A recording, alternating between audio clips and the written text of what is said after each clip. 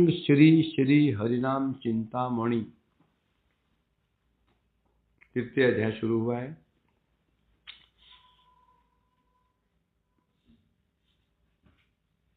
थोड़ा रिहर्सल कर लेते हैं। नाम कितने प्रकार का होता है? तो प्रश्न सुनना, नाम कितने प्रकार का होता है? ये एक और नाम कितने प्रकार का होता है। नंबर 2, नाम की अवस्थाएं कितनी होती हैं? विनीत जी बोलो, नाम कितने प्रकार का होता है? Types of name. नाम 3 प्रकार का होता है। कौन सा? एक अपराधिक नाम। बस चुप हो जाओ, गलत हो गया। नामावास। बस हो गया। सुबह कृष्ण, नाम कितने प्रकार का होता है? नामवास, अपराधी। बस गलत हो गया, चुप हो जा। अनिल, नाम गलत हो गया, आगे बोलो। केशव जी, नाम?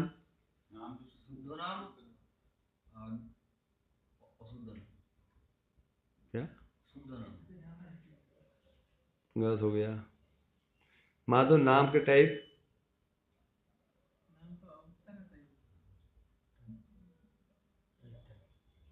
गलत। बता। आनंद, नाम कितने प्रकार के होते हैं? फेल। भगवान के नाम 2 प्रकार के होते हैं, एक मुख्य नाम होता है, एक गौण नाम होता है। हाँ, अब श्री पकड़ रहे हैं। अभी तुम जानते थे बोलो ना, बोले एग्जाम में कोई छूट जाता है, वो आता होता है। हम जब मैं मठ में था बिनौन में, तो हम संस्कृत पढ़ते थे। पंडित जी हमारे थे, है ना, कौन थे? अश्वनी महाराज जी। तो पेपर मिला, क्वेश्चन पेपर जब पूरा आता है, धड़ाधड़ में टिक कर दिए और फटाफट करके आधे घंटे पेपर दे दिया।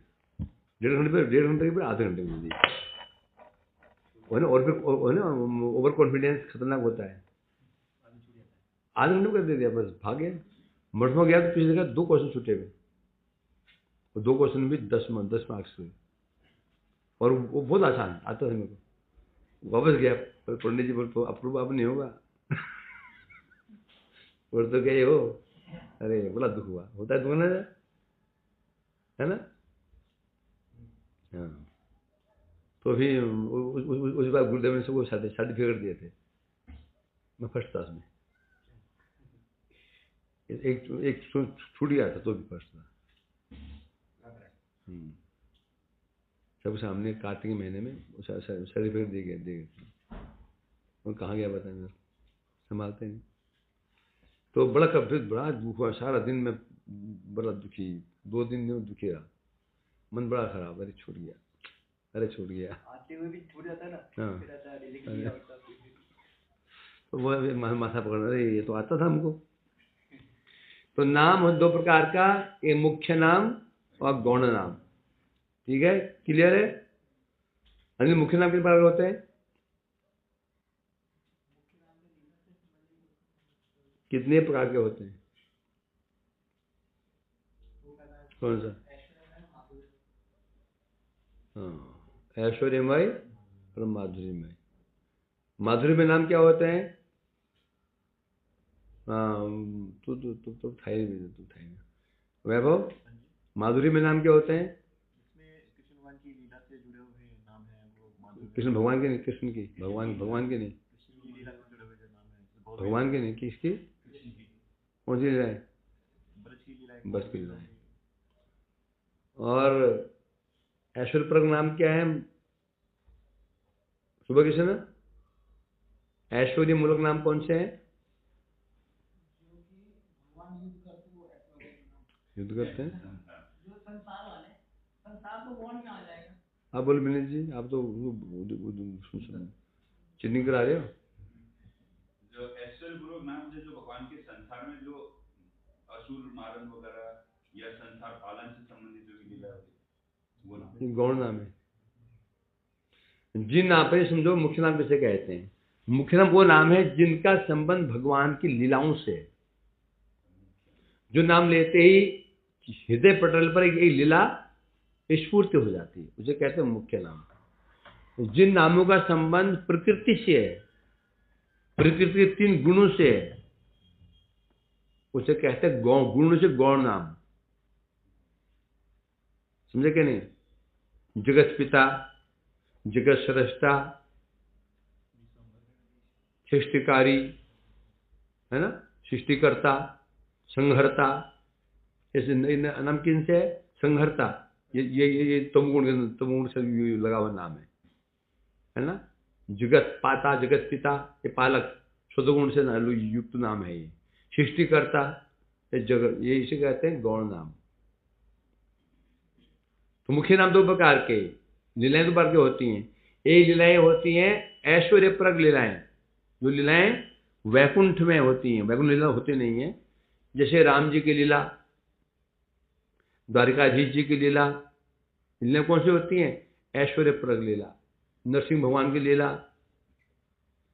जिन लीलाओं से भगवान के ऐश्वर्य का पता चलता है, कौन सी लीलाएं? ऐश्वर्यमय लीला। उन नामों को कहते हैं ऐश्वर्य मूलक मुख्य नाम। जिन नामों के द्वारा माधुरी में लीलाओं को पता चलता है, बीबी के ब्रज में ही होते हैं, उसे कहते हैं माधुरी मूलक मुख्य नाम। जैसे नंद नंदन कहने के साथ ही लीला आ जाती है। जो नंद महाराज के पुत्र हैं, यशोदानंद का यशु पुत्र नाम आ जाता है ना। राधानाथ कहने के साथ ही लीला आ जाती है, जो राधा जी के साथ रमण करते हैं, कुंज बिहारी है, और राज बिहारी, गोपाल, ये लीला आ जाती। गोपाल जो गौएं चराते हैं, क्या क्या काम करेगा? गिरिधारी, ये लीला आ जाती है। माखन चोर, है ना, दामोदर, क्या इनमें लीलाएं आ रही हैं। और सब लीलाएं क्या है? माधुरी। अब माधुरी किसे कहते हैं? माधुरी किसे कहते हैं? नवल बता सकते हो माधुरी क्या होता है? माधुर्य लीला और ऐश्वर्य लीला क्या होती है? माधुर्य लीला, ऐश्वर्य लीला। जिन लीलाओं में नर भाव का अतिक्रम नहीं होता, वो माधुर्य है। जब नर भाव का अतिक्रम हो जाता है, उसे कहते हैं ऐश्वर्य। ब्रज में जिन लीलाएं हैं सब माधुरी में, कहीं भी नर भाव का अतिक्रमण नहीं हुआ। भगवान कहीं पर भी चक्र धारण नहीं किया, चतुर्भुज धारण नहीं किया। उसी स्वरूप में, बाल स्वरूप में ही असुर का वध किया है। बड़ी ऐश्वर्य मूलक काम कर दिए, जिसे कहते हैं माधुरी। तो मुख्य नाम 2 हो गए, ऐश्वर्य मूलक और माधुरी मूलक। ठीक है। अब नाम के टाइप्स कितने हैं? नाम की अवस्थाएं कितनी है? बता। नाम अपराध, नाम आभास और शुद्ध नाम। हाँ, ये नाम एक प्रकार नहीं है, नाम के अवस्थाएं। नाम की 3 अवस्थाएं हैं। ये दूध की 2 अवस्थाएं होती हैं, एक शुद्ध दूध, एक जल मिला हुआ दूध होता है ना। इसको अवस्था कहते हैं। क्या कहते हैं? अवस्था। चावल किस प्रकार के होते हैं? बासमती चावल, खीर मोहन चावल, क्या होता है वो प्रकार हैं। अवस्थाएं कितनी हैं? कच्चा चावल, अधकच्चा चावल और पका चावल, ये 4 अवस्थाएं हैं। समझा कि नहीं? पहले पढ़ा? फल कितने प्रकार के होते हैं? अनेक प्रकार के होते हैं, परंतु फल की अवस्थाएं, आम है, वो कितनी अवस्थाएं हैं? कच्ची, अपरिपक्व अवस्था, परिपक्व अवस्था, ये अवस्था कहते हैं। उसी प्रकार से प्रश्न को समझा करो है। वो छात्र बेवकूफ होते जो पेपर हाथ में आते ही लिखना शुरू कर दिया। पहले पूरा पेपर पढ़ो तो तुम अच्छी तरह पर उसको टिक्का दिमाग करो, जो अच्छी तरह से आता है उसको पहले कर लो। फिर जो कम आता है फिर सोचो उसको, नहीं तो सोचते सोचते जो आता है ना वो जो छूट कहीं होता है ना, क्या होता है ना, आता टिक मार कर दिया, जो नहीं आया सोच रहे हैं, करते टाइम इज ओवर, हो गया। तो पहले प्रश्न समझना चाहिए क्या कहा जा रहा है। मैंने कहा था नाम कितने प्रकार का होता है, प्रकार मैंने अलग चीज हो गया, अवस्थाएं अलग हो गई। नाम की 3 अवस्था होती है, पहले नामापराध, नामाभास, शुद्ध नाम, वही हमें चल रहा है। ये जो तृतीय चैप्टर है इसमें नामाभास के विषय में वर्णन किया गया है। तो नामाभास क्या, नामाभास मैंने क्या समझते हो? हैं? वस्तु का आंशिक प्रभाव, वस्तु के आंशिक प्रभाव को कहते हैं आभास। एग्जांपल दे। एग्जांपल था कि जैसे सूर्य उदय हुआ, सूर्य उदय से 1 घंटे 1.5 घंटे पहले हल्का हल्का प्रकाश होता है, तो उसमें इसको आभास बोला जाता है, सूर्य का आभास। ये बहुत क्लियर नहीं हुआ, और क्लियर करो इसको, क्योंकि सूर्य दिख ही नहीं रहा है हमको। ठीक है, उसको और सूर्य ही कहीं दिख रहा है, कहीं तो है सूर्य, और क्लियर करो, उससे सामने दिख जाए हमको। अगर हम जैसे कि दिन में बात करें, अगर सूर्य है बादल आ गए हैं तो हमें सूर्य अच्छे से दिखेगा नहीं, तो उसका फिर आभास मात्र ही हमें। हाँ, हम तो क्या पहुंच रहा है, सूर्य के प्रकाश ही पहुंच रहा है आंशिक रूप में, प्रकाश ही है वो, तो आंशिक है, इसलिए उसको आभास कह देते हैं। बादल हट गए तो आभास समाप्त, क्या होगा, वो आभास क्या बन जाएगा, प्रकाश। उसी प्रकार से बता रहे हैं हरिनाम सूर्य, नाम को सूर्य बताया गया है। अब यहां पर मेघ क्या है, आभास के क्यों बन रहा है, हमारे और सूर्य के बीच में एक परत आ गई, परत, मेघों की परत आ गई है, इसलिए वो मेघ जो मेघ की परत है सूर्य प्रकाश को रोक रहे हैं। तो हम तो पहुंच रहा है, छन छन करके पहुंच रहा है प्रकाश, आंशिक पहुंच रहा है। क्या पहुंच रहा है, आंशिक। अब जो हम जो आभास पहुंच रहा है, मैंने कहा ये नहीं ये ना, ये चंद्र का आभास है।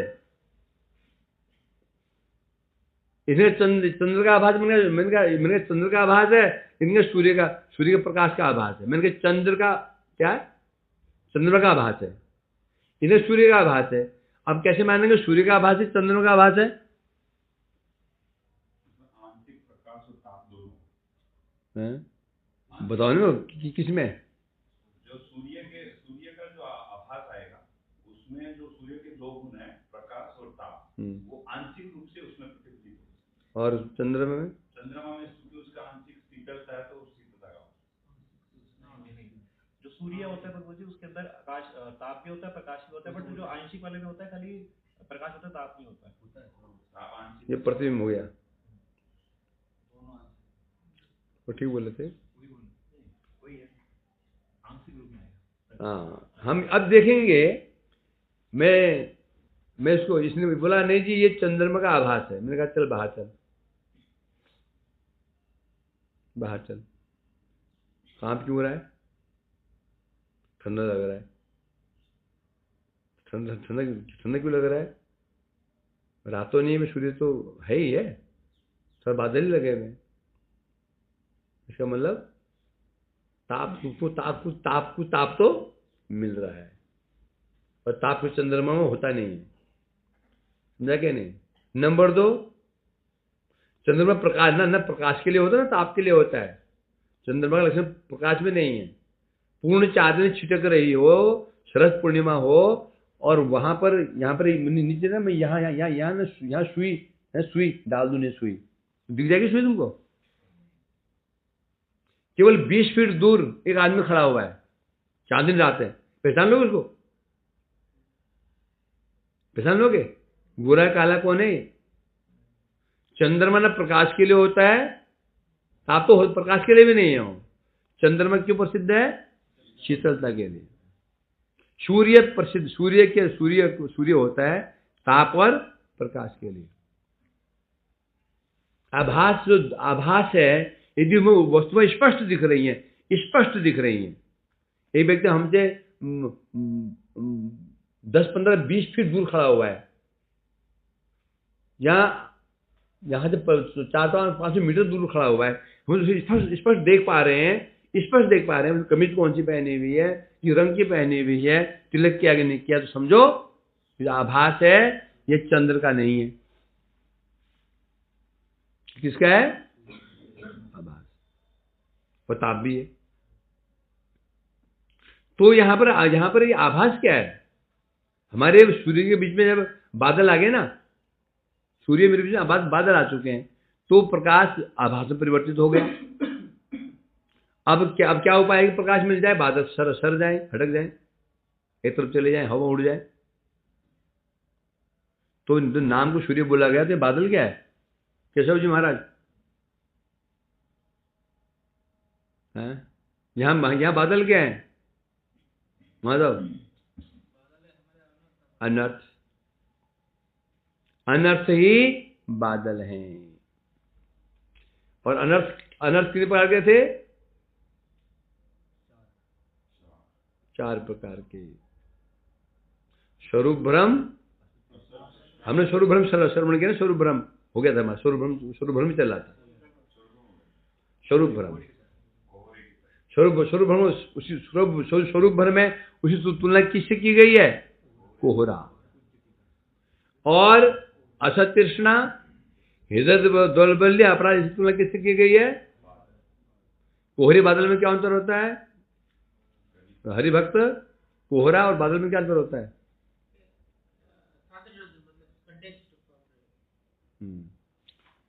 कोहरा हल्का होता है ना, परंतु जब वही कोहरा ऊपर चला जाता है, घना हो जाता है, उसे कहते हैं हम बादल। कोहरे में हम आर पार कुछ दिख ही जाता है, कुछ दिखता है थोड़ा बहुत। और बादल में भी आभास तो आता ही है, छिपता तो नहीं। वो सूर्य बादल में रहने पर भी छिपता नहीं सूर्य, इसलिए वो आभास है।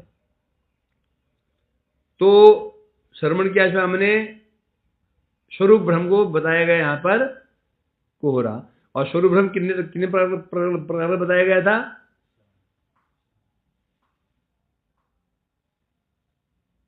शुभ कृष्ण, स्वरूप भ्रम कितने प्रकार बताया गया था? शिरा नवल कौन सा?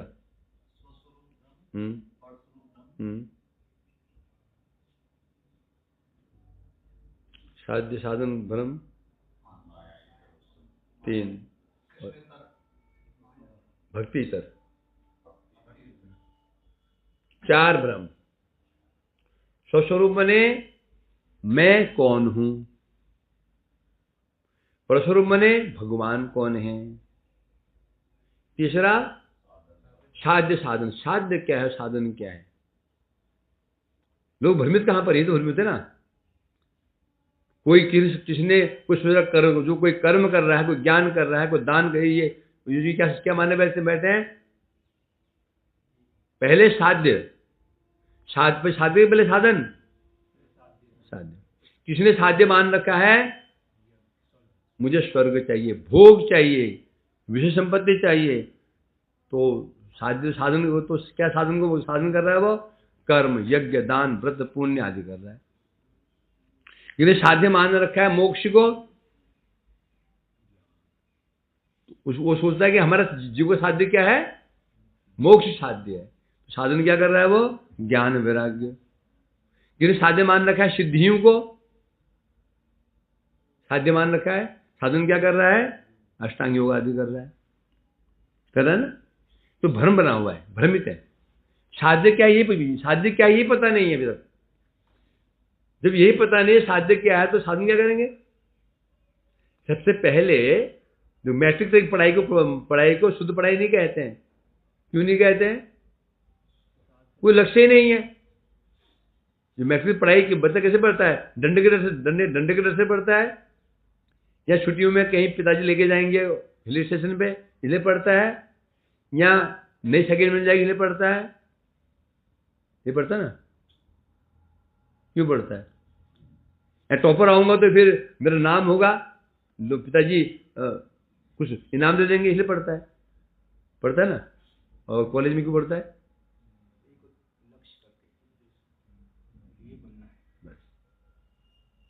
है ना, समझा क्या लक्ष्य। तो अभी हमारे जो साध्य ही सिद्ध ने हमें करना क्या है, तो साधन खा करेंगे। इसलिए मैट्रिक पढ़ाई थोड़ी पढ़ाई कहाँ से बोली जाती शुरू होती है? कॉलेज के बाद, कॉलेज में वो पढ़ाई होती है, उसे लक्ष्य होता है, समझा ना। उसी प्रकार से जो साध्य ही सिद्ध नहीं है, पता ही नहीं साध्य क्या है, कोई सोच रहा है क्या भोगी साध्य है, कोई सोच रहा है मुक्ति साध्य है, कोई सोच रहा है सिद्धि साध्य है। और साध्य तो साध्य वैसे करेंगे तो क्या भ्रम बना हुआ है। जो श्री चैतन्य महाप्रभु बांग्लादेश, अब वर्तमान बांग्लादेश, उस समय पूर्व बंग था, उस बांग्लादेशी है वो, अभी पूर्व बंग है वो, पहले तो पूर्व बंग था, अभी बांग्लादेश बन अलग बन गया, उसमें एक ही था। तो महाप्रभु वहां पर बांग्लादेश गए थे छात्रों को लेकर के, अपने कई छात्र थे उस में। तो उन्हें वहां पे एक शुद्ध बड़े भक्त रहते थे, ब्राह्मण भक्त रहते थे, नाम था तपन मिश्र, रघुनाथ भट्ट जी के पिताजी। नाम तपन मिश्र, बड़े विद्वान थे और भ्रमित थे कि साध्य क्या है, साधन क्या है। क्योंकि शास्त्रों में भागवत तो छोड़ दो, जो भागवत ना पढ़े ना, भागवत छोड़ दिया जाए, फिर साध्य निर्णय नहीं कर सकता। गीता ही ले लो, गीता कोई एक तत्व प्रकाशित नहीं कर रही, स्थापित नहीं कर रही है। गीता पढ़ोगे तो कर्म क्या सोचेगा, गीता हमें कर्म ही साध्य है, ज्ञानी सोचे मोक्ष ही साध्य है, योगी सोचे सिद्धि साध्य है, भक्त सोचेगा भक्ति साध्य है। और पुराण पढ़ो तो ये भ्रमित करने वाले हैं। तो भागवत पढ़े वो समझ सकता है वास्तव में साध्य एक वस्तु, क्योंकि भागवत में शुरू से लेकर अंत तक एक वस्तु को सिद्ध किया गया है, वो है भक्ति। कहीं पर ज्ञान को महत्व नहीं दिया गया, कहीं दान को महत्व नहीं दिया, कहीं मोक्ष को महत्व नहीं दिया, हर जगह निंदा की गई है। किसी वस्तु सिद्ध करने के किन उपाय होते हैं? 5 चीजें जाननी पड़ती हैं। उपक्रम, उपसंहार, अभ्यास, अर्थवाद, उपपत्ति, अर्थवाद, ये 5 चीजें होनी चाहिए, तो मानेंगे ग्रंथ किसके विषय में। स्कूल में ऐसे रहे ना, हमको जो निबंध लिखा जाता था, तो 2 चीजें होती थी, क्या? उपक्रम और उपसंहार, प्रस्तावना, उपसंहार, तो मिलना चाहिए। ग्रंथ का प्रारंभ किससे है और समाप्त किस पर हुआ है? जिस तत्व पर प्रारंभ हुआ समापन भी उस तत्व, इसे कहते हैं उपक्रम उपसंहार। बीच में फिर अभ्यास, बार बार किसके विषय में अभ्यास कहा जा रहा है। अर्थवाद, बार बार किसकी प्रशंसा की जा रही है। उपपत्ति, युक्ति के द्वारा किस चीज को स्थापित किया जा रहा है। हम देख रहे हैं कि स्टार्टिंग जिससे हुई है, समापन उस पर हुआ है, और अभ्यास के द्वारा उसी चीज को बार बार कहा जा रहा है, और बार बार उसी की स्तुति की जा रही है, और बार बार युक्ति द्वारा उसको सिद्ध किया जा रहा है। तो समझो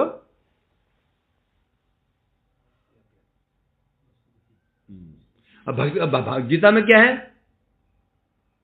स्टार्टिंग भक्ति में शुरू हुई है, समाप्ति भक्ति में शुरू हुई है, और बीच में जगह जगह भक्ति की स्थापना की जा रही है, कह रही ना।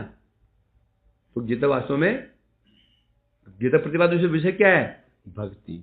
क्योंकि प्रथम 6 चैप्टर में कर्म का विषय है, 12 से 18 में ज्ञान का विषय है। तो भक्ति पहले 6 चैप्टर में भी है, बीच में तो है ही, बीच में भक्ति तो है ही है, और जो अंत में है उसमें भक्ति है। सर्वधर्मान् परित्यज्य मामेकं शरणं व्रज। ब्रह्म प्रश्नार्थ सुरति कांक्षति, कहां पर 18 दिया गया है। तो भक्ति पहले षटक में भी है, मध्य में तो उसका अपने स्थान है ही है, और जो द्वितीय ज्ञान का जो प्रसंग है उसमें भी भक्ति है। तो सिद्ध हो गया भक्ति, और सिद्ध हो गया गीता किसे प्रतिपादक वास्तव में, परंतु बाह्य रूप में क्या लगता है? सब करें। और भागवत में कहीं भी ऐसा नहीं लगता, भागवत में कहीं पर भी कहीं पर भी गीता में तो चांस है मतलब कि भ्रमित होने के, भागवत में कहीं भ्रमित होने के चांस है ही नहीं, हो ही नहीं सकता।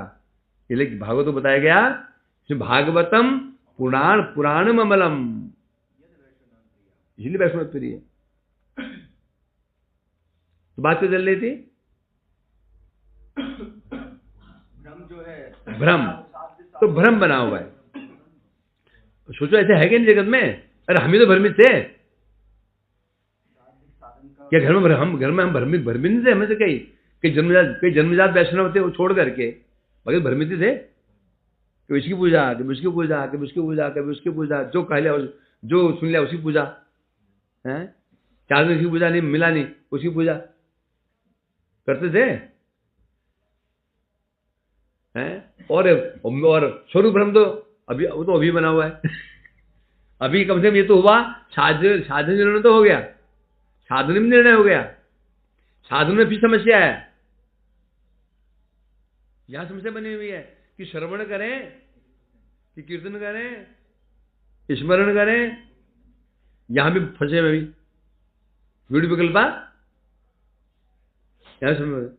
तो कभी ये तो हो चुका है कि भाई साध्य कृष्ण प्रेम है, सुनते सुनते तो कहा, सुनते सुनते ये तो हमको रट गया, सुनते अब अनुभव तो नहीं है, रट गया। हाँ भक्ति हमारा प्रेमी हमारा साध्य, और साधन है शुद्ध भक्ति, ये भी समझ गए।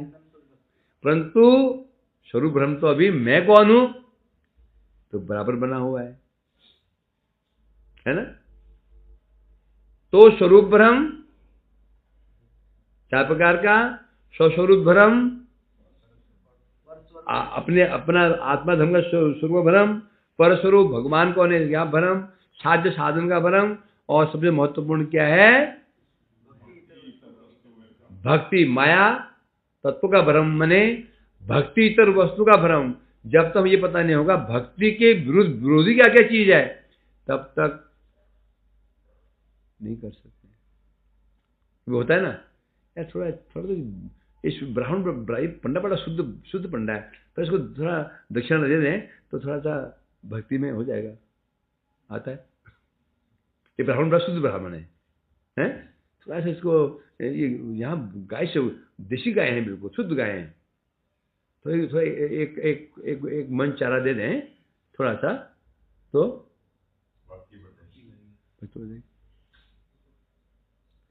आता है।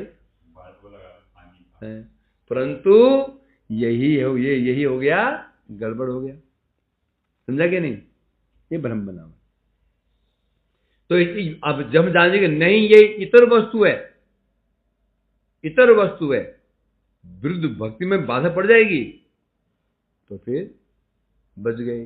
पता ही नहीं है, वो तो सोचता अच्छा तो है, अरे गाय में 33 करोड़ देवताओं का निवास है, गौ माता है,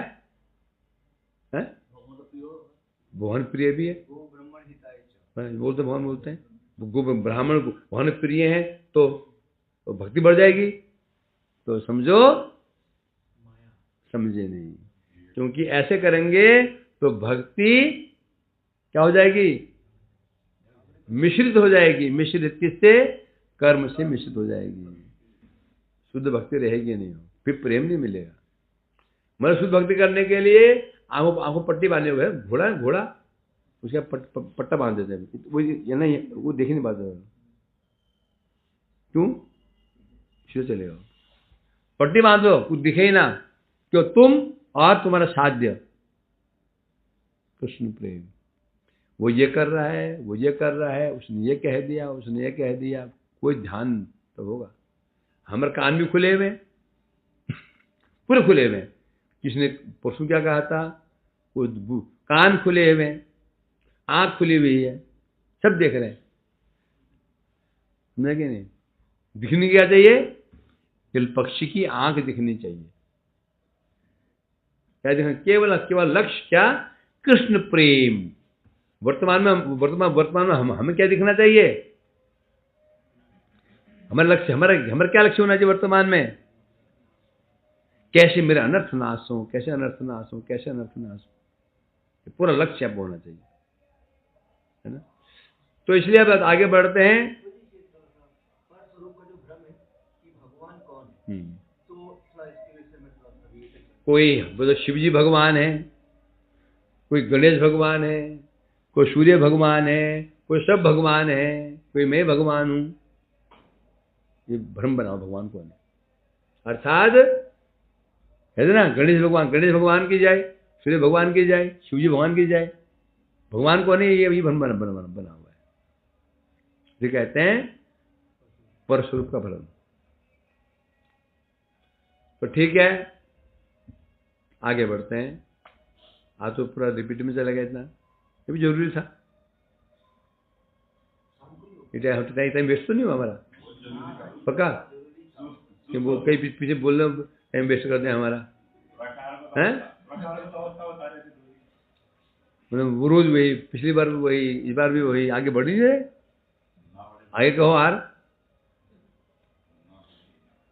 नहीं भैया, मैं तो जानता हूँ, मैं टीचर हूँ प्राइमरी का। ए फॉर एप्पल,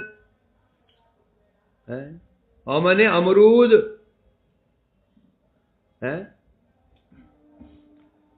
यदि कॉलेज जाना हो तो फिर और मठ पड़े में। कॉलेज क्या होता है? वहां पर अपने आप कोई कराएगा नहीं, स्वतंत्र हो। पीरियड छोड़ो, बाहर घूमने जाओ, रोकते हैं पुरुष, कॉलेज में रुकता है, एक हम बाहर गुजरा है, रोकता है, आगे बैठ गए। होमवर्क चेक कराओ, पूछते हैं कॉलेज में। ये स्कूल है। कॉलेज जाना हो तो कहां पर है? वो बहुत है, कॉलेज बहुत सारे हैं। ये तो स्कूल है भैया, प्राइमरी स्कूल। कौन सा स्कूल? 5वीं तक का है, प्री प्राइमरी स्कूल है। हायर सेकेंडरी में नहीं है, प्री प्राइमरी स्कूल है, हाई स्कूल में नहीं। तो आगे बढ़ते हैं। एक अनर्थ हुआ स्वरूप भ्रम। अब आया असत तृष्णा, हृदय दौर्बल्य अपराध। अनर्थ ये सब मेघ करे, मेघ रूपे करे बाद। नाम सूर्य रश्मि ढाके, नाम भाषय, स्वतः सिद्ध के नामे सदा सदय।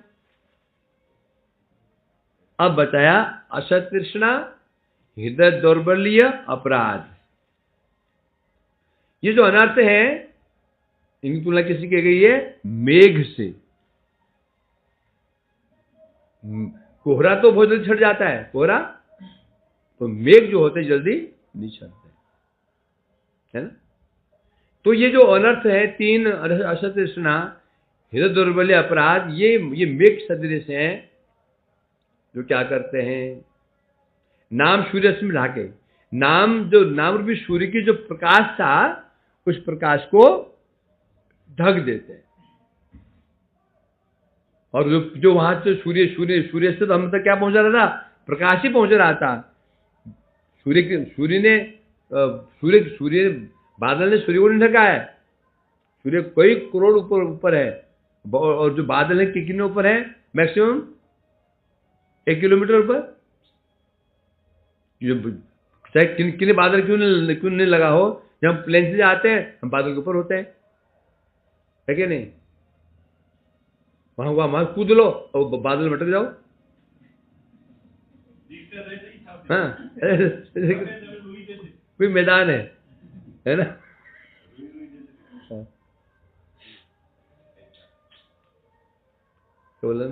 हाँ, तो बादल जो है बहुत ऊपर नहीं है, सूर्य कहां पर है? करोड़ गुना ऊपर है। तो बादल क्या करते हैं? सूर्य की रश्मि, प्रकाश जो वहां से आ रहा था, उसको ढक देता है, आवृत कर देता है। तो अब जो हम तो क्या पहुंच रहा है? आभास। स्वतः कृष्ण नाम में सदा आच्छादय। तो ये बादल क्या करते हैं? जो नाम क्या? स्वतः सिद्ध। नाम को सिद्ध नहीं कर सकते हैं, सूर्य को सिद्ध नहीं कर सकते हैं। सूर्य सिद्ध है, वो तो प्रकाशित है। ये नहीं कि बादल हटाओ तो सूर्य पैदा हो गया। सूर्य ऑलरेडी आकाश में चमचमा रहा है, 1 किलोमीटर ऊपर जाके सूर्य चमचमा रहे हैं। स्वतः सिद्ध है वो, परंतु बादल ने ढक दिया। अच्छा, अभी असत तृष्णा, ये असत तृष्णा भला, अब ये क्या बला है? शब्द है असत तृष्णा। तृष्णा मैंने पिपासा, प्यास, इच्छा, कामना। तो ये समझना चाहिए वस्तुएं दो प्रकार की होती हैं इस संसार में। दो ही वस्तुएं हैं, एक चिद्ध वस्तु, एक जड़ वस्तु। वैसे संसार में वस्तुएं तीन है। क्या? चिद्ध वस्तु, जड़ वस्तु। चिद्ध वस्तु दो प्रकार की, ये अणुचित्त, ये पूर्णचित्त। समझा कि नहीं? जड़ वस्तु माया, अणुचित वस्तु जीव, पूर्णचित वस्तु भगवान। भगवान, जीव और माया। हमारा शरीर है ना, शरीर, इसमें तत्व कितने हैं? तीन तत्व हैं। गिना तीन तत्व है। कुल मिलाकर के शरीर में 26 तत्व हैं। ये तत्व है शरीर में 26 तत्व हैं। गौरांग बोल सकते 26 तत्व कौन कौन से हैं? बोल दो।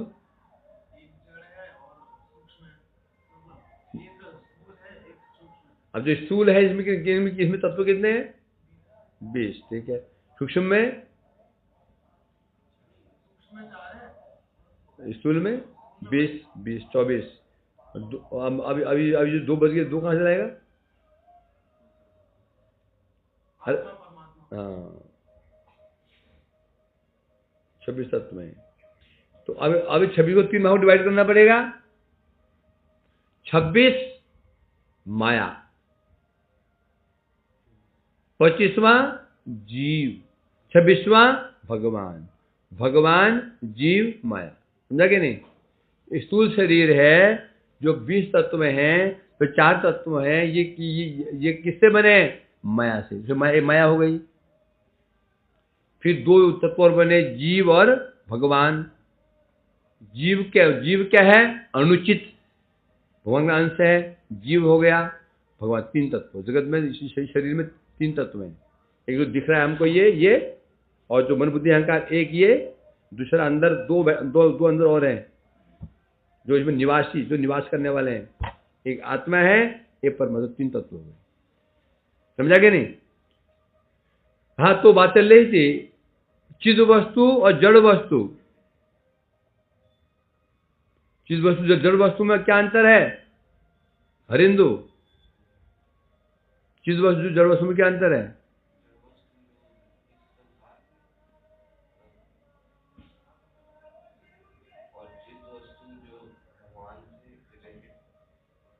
तो ये जड़ वस्तु भगवान रिलेटेड, ये भगवान रिलेटेड नहीं है, ये भगवान से रिलेटेड है।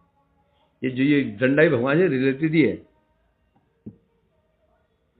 इसे ना तूने बनाया ना मैंने बनाया। कौन बनाया इसको?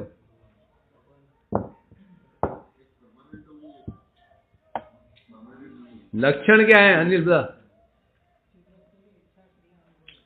जिस वस्तु में इच्छा शक्ति, अनुभव शक्ति, क्रिया शक्ति होती है उसे कहते हैं चिद वस्तु। क्या? इच्छा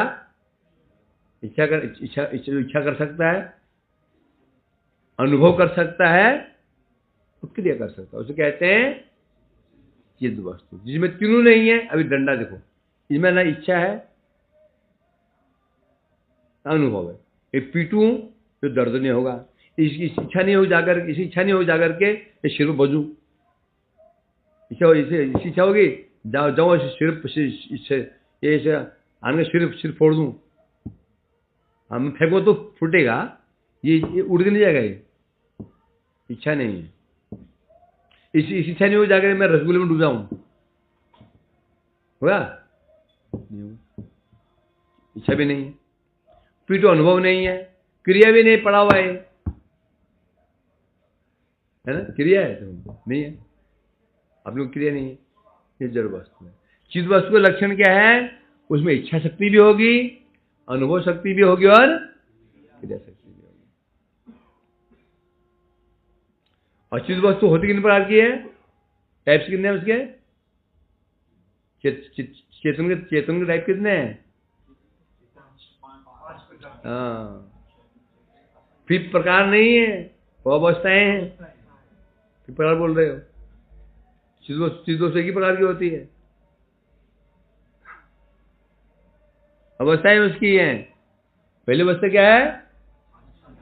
आच्छादित चेतन, फिर संकुचित चेतन, मुकुलित चेतन, विकसित चेतन, पूर्ण विकसित चेतन। हम तो केवल भूल जाएंगे, इसलिए छोड़ो उसको। बात तृष्णा, तो मतलब सिद्ध हुआ कि जो जीव है, जीव जो ये झमेला किसके साथ हो रहा है? ये है? कष्ट कौन भोग रहा है?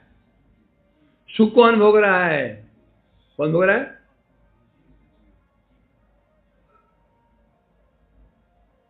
जो कष्ट भोग रहा है या सुख भोग रहा है, कौन भोग रहा है? जीव भोग रहा है। अब मेरा प्रश्न है, क्या बात करते हो? अरे आत्मा तो जीव, आत्मा तो वो है जो सब प्रकार से हर्ष, शोक, दुख से मुक्त है। ना उसको काट सकते हैं, ना उसको जला सकते हैं, ना आग से उड़ा सकते हैं, आग हवा से उड़ा सकते हैं, भिगा सकते हैं। तो फिर कष्ट क्यों मिलेगा उसको? जन्म छिंदन्ते सरस्तानी नैनम दहते पावक नए चमकले। यदि स्थिति है तो फिर आत्मा को कष्ट कैसे हो सकता है और सुख भी कैसे हो सकता है? बताओ विनीत जी बताओ। जब आत्मा को जल स्पर्श करता नहीं, अस्त्र स्पर्श करते नहीं, आग स्पर्श करते नहीं, भूख प्यास लगती नहीं, भय शोक मोह है नहीं, तो कष्ट कैसे होगा? दो विचार आपने बताए। अच्छा बताओ। वैसे तो आत्मा को किसी प्रकार का कोई ये दुख सुख का नहीं होता, क्योंकि इस जड़ शरीर में बसा हुआ है, तो उसका थोड़ा सा प्रतिबिंब आता है उसका, ये दुख सुख का। प्रतिबिंब कैसा रहता है? जो दुख मानो शरीर को होता है, उसका कुछ अंश में आत्मा को आभास होता है कि हमें ये दुख क्या सुख है, मतलब प्रतिबिंबित है, मतलब बहुत पूर्ण रूप से तो नहीं आएगा। वैसे तो नहीं हुआ, नहीं हुआ, नहीं हुआ, नहीं जब हुआ। तक आसक्ति से जुड़ा हुआ है। और ये डिटेल्स में आनंद आएंगे, बड़े उत्पन्न आत्मा करा। की आसक्ति मन से हाँ। और मन की आसक्ति शरीर से, तो शरीर को कष्ट होगा तो मन को होगा, और मन को हम जो पीड़ते हैं, क्या हम जो पीड़ते हैं किसे पीड़ते हैं? स्थूल शरीर, सूक्ष्म शरीर, हमारे तीन शरीर हैं। एक आत्मा है, उसका शरीर, बाहर से सूक्ष्म शरीर। जब हम झापड़ मारते हैं, वो झापड़ किसको पड़ रहा है? सूक्ष्म शरीर को। जब अब स्थूल शरीर पड़ रहा है तो फिर आत्मा को कष्ट क्यों हो रहा है? क्या 3 व्यक्ति का एग्जाम्पल दिया था, 3 का एग्जाम्पल दिया था हम लोग ब्रह्मचारी में ही, 3 एग्जाम्पल। कि इसका आसक्ति जैसे ये 3 है, सनातन, माधव और आनंद। समझ क्या नहीं? अब ये जो आनंद है, इसका प्रेम किससे है? माधव से। अब ये 3, अब परंतु ये क्या नाम है, इसे सनातन को नहीं जानता, ये आनंद सनातन को नहीं जानता। और माधव का प्रेम किससे है? आनंद से। माधव प्रेम है सनातन से। 3 है ना? एक इसका प्रेम इससे है, ये इसको नहीं जानता, मिला ही नहीं इससे। और माधव प्रेम इससे भी है, किससे? सनातन से भी है। एक दिन सनातन का एक्सीडेंट हो गया। अब एक्सीडेंट हो गया तो माधव का मन खराब हो गया। जब मन खराब हुआ तो आनंद से मिलने के लिए गया, वो दुखी देखा तो ये दुखी हो गया, है ना? अब आनंद दुखी हो रहा है, ये न सनातन से मिला न बातचीत की, पता ही नहीं आनंद कौन है, आनंद का है कोई आनंद, पता ही नहीं उसको। समझा कि नहीं? तो उसको दुख क्यों हो रहा है? इसका संबंध आनंद सनातन से नहीं है, परंतु इसका संबंध आनंद माधव से है। माधव इसकी आसक्ति सनातन में नहीं है, इसकी आसक्ति है माधव में। दुखी माधव तो ये दुखी, और माधव की समस्या क्या है, मुझे आसक्ति कहां पर है, सनातन में। समझा कि नहीं? इसकी आसक्ति मुझ में नहीं होती, इसकी भी नहीं होती, नहीं होता। समझा कि नहीं? उसी प्रकार से तीन चीजें हैं, एक आत्मा अंदर बैठा हुआ है, बाहर है मन, तीसरा है शरीर। थप्पड़ पड़ा शरीर को, और मन का संबंध किससे है, शरीर से है। समझे कि नहीं? और आत्मा की आसक्ति कहां पर है, मन में, सूक्ष्म शरीर में। तो थप्पड़ पड़ रहा है शरीर को, दुखी कौन होगा, सूक्ष्म शरीर मन, और मन दुखी तो आत्मा दुखी हो रही। आत्मा को कोई ना मार पीट नहीं रहा है, तो वास्तव भोक्ता कौन हुआ, क्या मन भोगता है? मन भोगता मन भी भोगता नहीं वास्तव में। वास्तव में कौन भोग रहा है, वास्तव में भोग रहा है जीवात्मा भोग रहा है। क्यों नहीं मन क्यों नहीं भोग रहा है? तो बोले तो बीच में तो विचार है, तो बोले मन क्यों नहीं भोग रहा? मन में तो मन क्या है, जो शरीर तो नहीं भोगता, शरीर पूरा जड़ है। तो हम क्यों बोलते हैं भाई मेरा मन आज मन प्रसन्न हो गया, मन दुखी हो गया, तो मन तो भोग तो कर रहा है, बोलते हैं ना मेरा मन प्रसन्न हो गया। हाँ, क्यों? मन जो है पूरा जड़ नहीं है। कभी हमने कहा मेरे हाथ को मजा आ गया, फूल को छू करके, छूते हैं किसको, किसी नरम चीज को, बोलते वाह बड़ा मन प्रसन्न हो गया। ये नहीं कह रहे हाथ को मजा आ गया, क्या बोलते हैं हाथ को मजा आ गया। कोई दृश्य देखते हैं, बोलते हैं क्या बोलते हैं हम, देख करके कोई मन प्रसन्न हो गया। कोई बोलता है आंख प्रसन्न हो गई। रसगुल्ला खाते हैं ना, मुख से बोलता है, क्या बोलते हैं मुख प्रसन्न हो गया, क्या बोलते हैं? क्योंकि शरीर जड़ है, अनुभव नहीं करेगा। जो मन है, सूक्ष्म शरीर है, वह चेतना आभास है, पूरा जड़ नहीं है। इसलिए मन अनुभव करता है, बुद्धि काम कर रही है, बुद्धि में अनुभव है, सोच रही है ना, विचार कर रही है ना, मन भी सोच रहा है, इच्छा कर रहा है, परंतु वास्तव में अब मन भी तो, मन के अंदर जो आभास है, ये चेतना कहां से आई है, उसे अपनी नहीं है, वह ये आत्मा से है ना। तो मन भी जड़ी तो है। तो वास्तव भोग कौन कर रहा है, आत्मा भोग कर रही है। जबकि जो आत्मा को कुछ नहीं हो रहा है, ना गाली पड़ रही है, न थप्पड़ पड़ रहे हैं। इसलिए क्या, इसे ही अज्ञान। सनातन मन ये आनंद को कुछ नहीं कहा जा रहा, कुछ नहीं कहा जा रहा इसको। हाँ, माधव तभी तो कष्ट है, क्योंकि माधव वो कभी सनातन से कभी पराठे खा लेता था, कभी पैसे दे देता था, ऐसे कुछ कभी वो उसका मोबाइल एप्पल का यूज कर लेता था, है नहीं, इस बार कह रहा हूं मैं। तो तभी उसका दुख का कारण है, आनंद क्या कारण है? माधव दुखी है तो भी बात समझ में आ रही है कि कुछ उसको मिल जाता था, अभी आनंद क्यों दुखी हो रहा है? यही है केवल मोह। ये थोड़ा सा ये कि आत्मा जो है, आत्मा की जो आसक्ति या फिर जो आभास है, वो मन के आभास नहीं, सीधा सुनो, आत्मा आसक्ति इसमें है शरीर से, क्यों है? भोग कर रहा है। आत्मा की जो आत्मा का प्रेम शरीर से क्यों है? क्योंकि आत्मा उद्देश्य क्या है? भोग करना। तो अब मन से क्या कर रहा है वो? भोग करना ना, तो आसक्ति नहीं होगी। और जो मन भोग कैसे कर रहा है? शरीर। इसका मतलब आत्मा है वो फिर तो शुद्ध नहीं हुई ना, वो भोक्ता हो गई। तो है, तो आत्मा इसको बदअवस्था कह रहे हैं नहीं, परंतु मान रहा है अपने आप को। ये समस्या तो यही है, अज्ञान किसे कहते हैं? जैसे इसे पीटा नहीं गया, तेरे को कष्ट हुआ तो उसे कष्ट हुआ, उसे कहते इसे कष्ट हुआ। नहीं मुझको न मारा पीटा कुछ नहीं जा रहा है, परंतु ये सोच रहा है, ये दुखी है, इसको कहते हैं ये अज्ञान है। आदमी को न पीटा जा रहा है, न मारा जा रहा है, पीटा जा रहा है शरीर को, मन को भी नहीं पीटा जा रहा है, तो भी जो आत्मा दुखी हो रही है, हाय मुझे मार दिया, इसे कहते हैं यही अज्ञान है। आत्मा को छुआ नहीं जा रहा है, तथापि हम दुखी और सुखी मान रही है, यही है अज्ञान।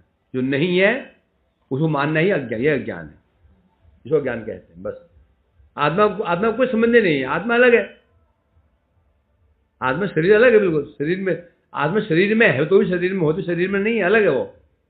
तो भी अपने क्या मान रही है? शरीर मान रही है, ये मेरा शरीर है, ये मेरा मन है, ये दुखी हो रहा है। जिस हम समझेंगे न शरीर मेरा न मन मेरा, आत्मा समझ जाएगी, बस दुख से मुक्त हो। चलो मन छा कल्पतरुभ्यश्च, आज वो उसमें अटक गए। टाइम हो गया था, 8:30 बज गए। अंताक्षरी